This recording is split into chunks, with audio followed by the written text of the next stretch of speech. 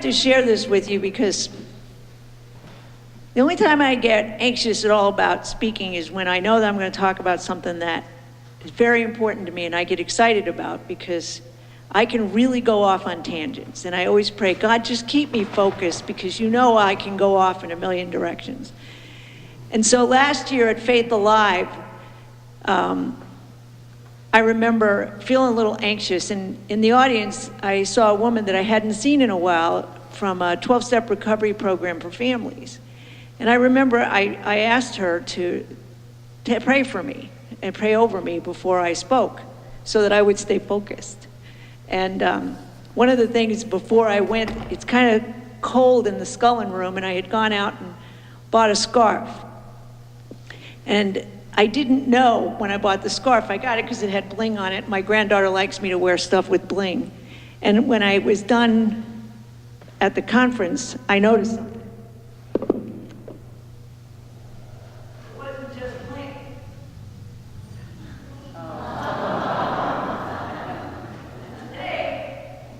Today I come to sit down,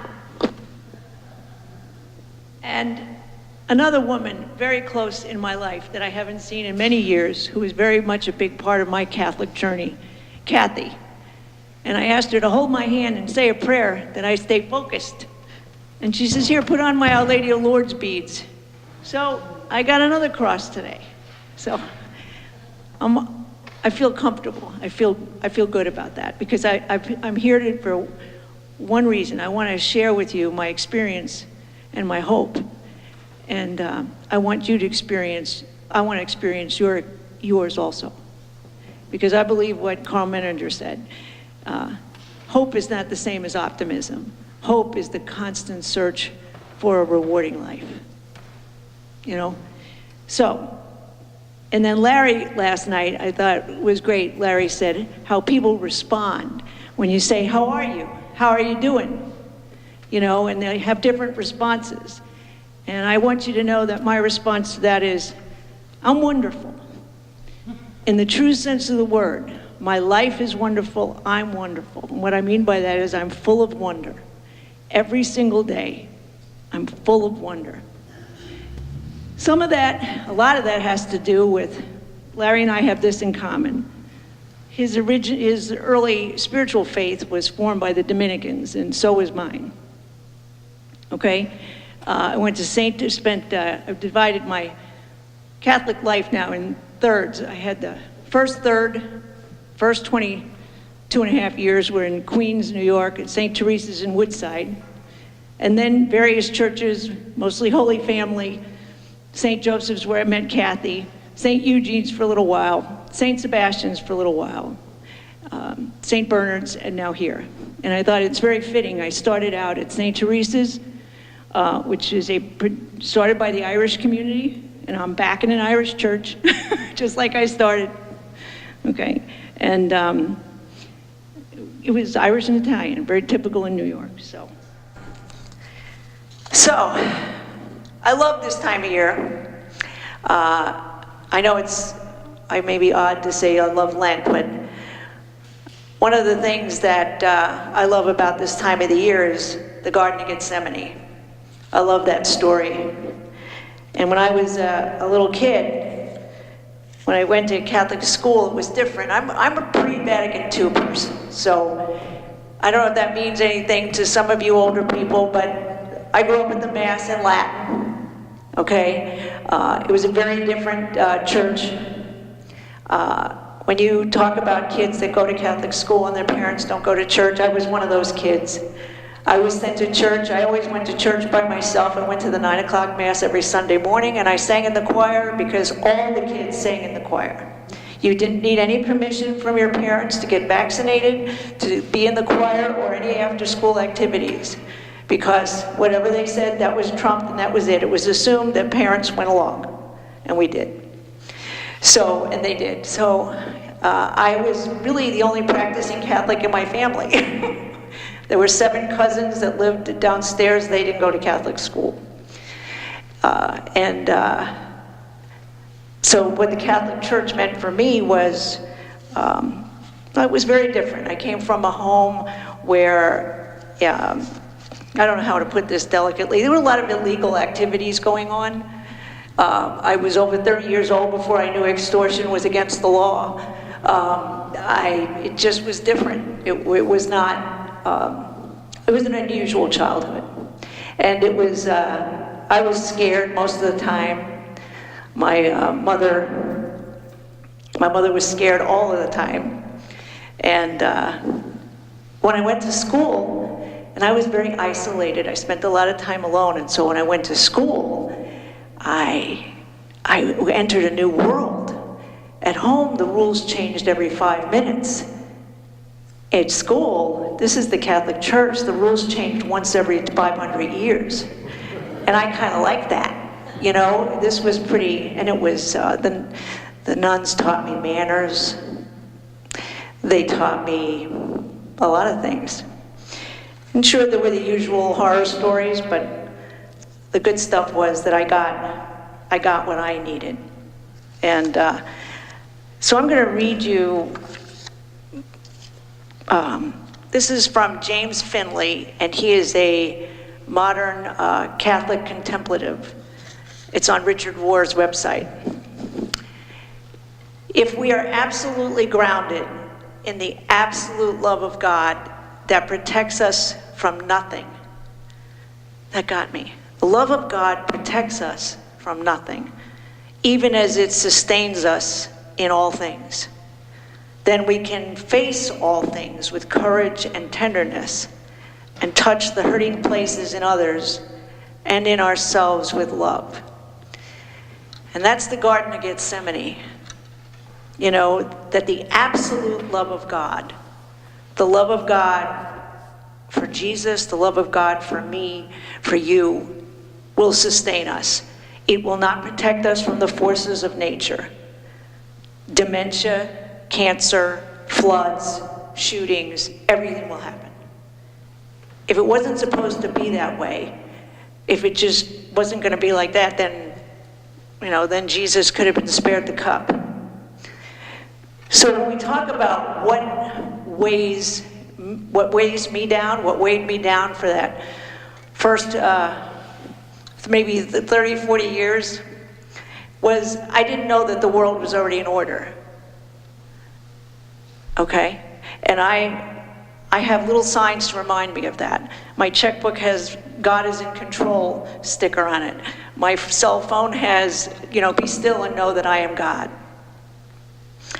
For me, I spent a lot of time, because I misunderstood.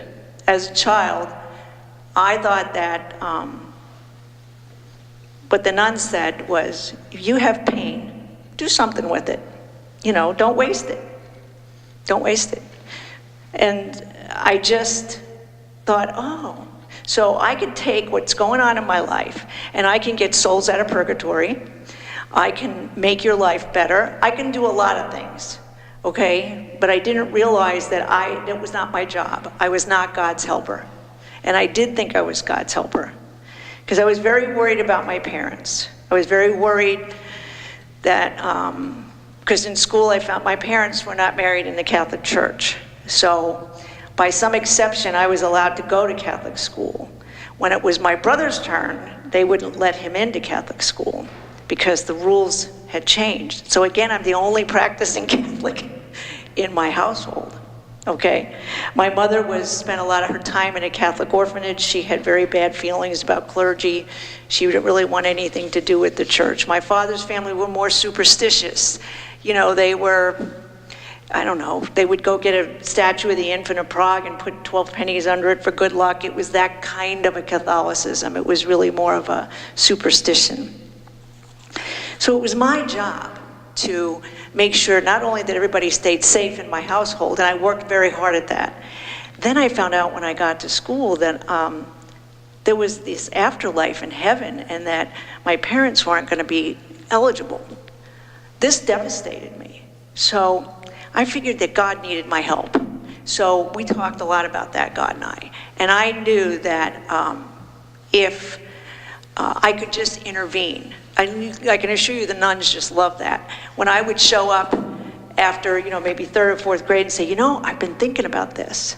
Jesus said, let no man put his wife aside except in the case of adultery. Jesus made an exception. Every time you make an exception, there's always another one.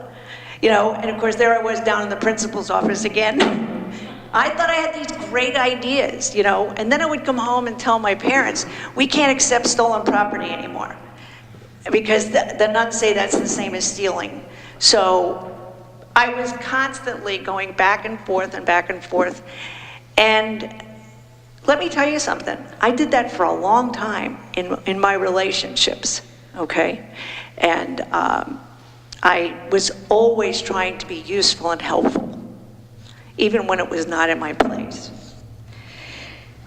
And I know that one of the things that I came to grips with was when I want to talk a little bit about what got me to really start letting go of what weighed me down was my son, my youngest, in his senior year of high school, developed a very serious drug problem.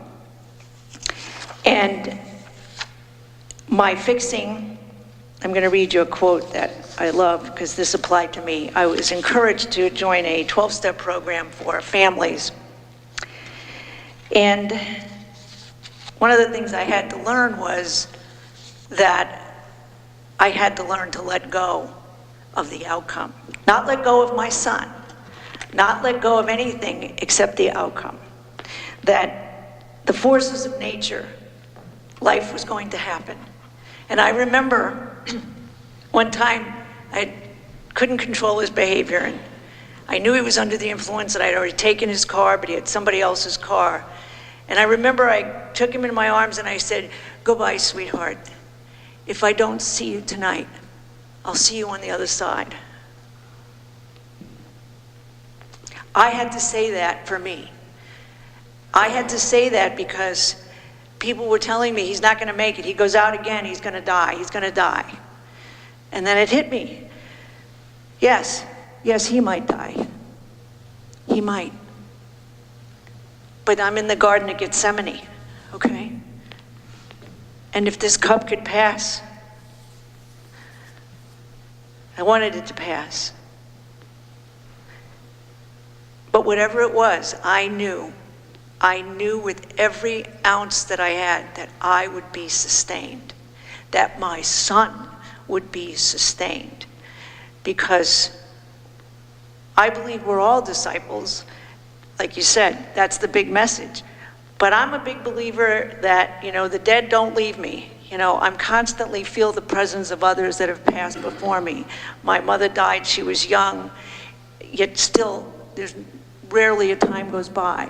Her presence is with me. The nuns that have passed before me, and I didn't see them for many years, but I remember when I was in the throes of my craziness, okay, of trying to fix everything. And where do you think I went? I drove to New York to the Spark Hill Convent where the retired nuns were. And I told them about what I was going through. And they did what they did best. They gathered the community, and during Mass, they promised that they would offer him up. Every Mass, he would be in there. And I just knew that brought me comfort. Wherever this led him, I knew that there was, just like they taught you, there's this physical church, and then there's the church of those who have gone before us, and we are all one church. And I was going to have to accept that. And one of the things it says in the 12 steps, it says, the 12 steps help me to come to grips with the knowledge, because this is what I would do. I would tell you what you needed to know, to be right, or to do this, or you need to do that. That's not enough. The steps help me to come to grips with the knowledge that being right is not good enough. Right facts with the wrong attitude is wrong. It is not really so much of issue of wrong versus right, but of fear versus love. The opposite of love is not hate, it's fear. And everything I did, all the fixing and manipulating and cajoling and everything else I did to keep you, what I thought was keeping you safe, You know, everything's gonna go okay if you just follow the rules. Whose rules? You know? But I love that. It says, it's not so much an issue of right versus wrong, it's fear versus love. When I'm acting out of love, you can say anything, and it's okay with me. But when I'm acting out of fear, I'm gonna argue with you, because I have to be right. I'm gonna get the book out, and I'm gonna show you. So what was that all about? I had to think about that, you know, and then when I went to the support group, it was strongly recommended by my brother. He says, if you're gonna do that, maybe you ought to see a counselor because, you know, you got a lot of stuff. So I said, okay, I'll do whatever it takes. If I can be a better mother to my son, if I can do this and do that. And I did it all. And I learned so much, and I learned to let go of that tight-fisted grip on reality, that grip that said to my parents, you have to do this so we'll be safe, and running over to the church and coming back and saying, no, we have to go to Mass on Sunday, and we don't have to do anything except love and be loved. So the counselor said to me, she says, well, what do you want out of this? I said, I want to die fearless. That's it? I said, yeah, I want to die fearless. That's it. I want to be free of fear. That's what I want. I've been frightened my whole life. I've been frightened for as long as I can remember. When I grew up, you know, food was not given, housing was never stable. It was total chaos. I've been afraid and always thought it was my job to keep everybody safe. It wasn't my job. I always say too, I really had this illusion that I was God's helper. And when the counselor said to me, she said, well, I think you have some self-esteem issues. I said, self-esteem issues? I'm an egomaniac. I think I'm God's helper. I said, I really thought God needed my help, and I was capable of doing it. Did I realize that God does not need my help? Okay, and I could let go of that, which meant I let go of all outcomes. It's not that the stuff I was doing wasn't good. It was not my place to do. And I didn't know the difference. So, and a lot of times, you know, there's miracles everywhere. I got that lesson. I was on an airplane. And I love sand dollars. And I found these beautiful sand dollars. And I wrapped them up in bubble wrap. And I had them just right. And I put them in the overhead compartment in front of my little suitcase. And they were perfect.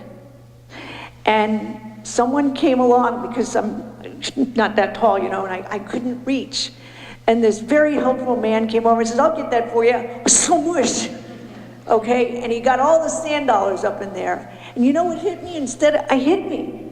Well, gee, that's what I do. I'm trying to help people. And they didn't need my help. So I have to take my hands off of that and stop being so helpful. I had to learn what was and was not my business. I had to let go.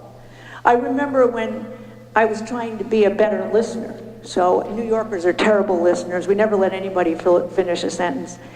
And so I tried with my daughter when I would talk on the phone with her, and I would pause and just listen.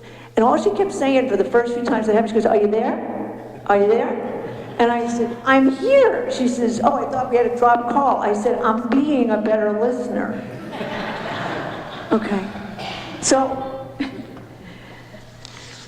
I think that a lot was, I had to learn to put myself on the list of people that I took care of. I didn't know how to do that. So I was always so physically sick. I had migraines, I had intestinal problems, I had rashes, I was so sick. Because I never learned what to do with my pain. I was so focused on relieving your pain that I didn't realize that you could help me too.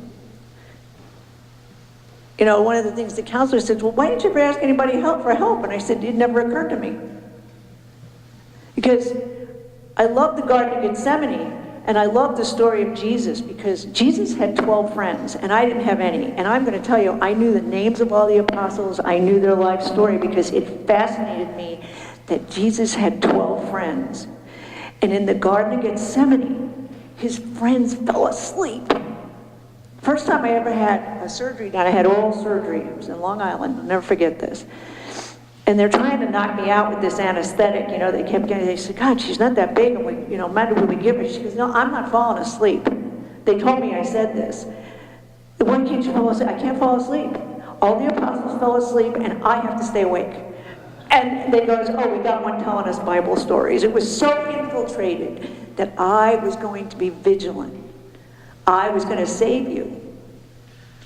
That's, you know, I was granted, I was wounded and I was a healer, but I didn't know when to shut it off. And I didn't know when it was appropriate and when it wasn't.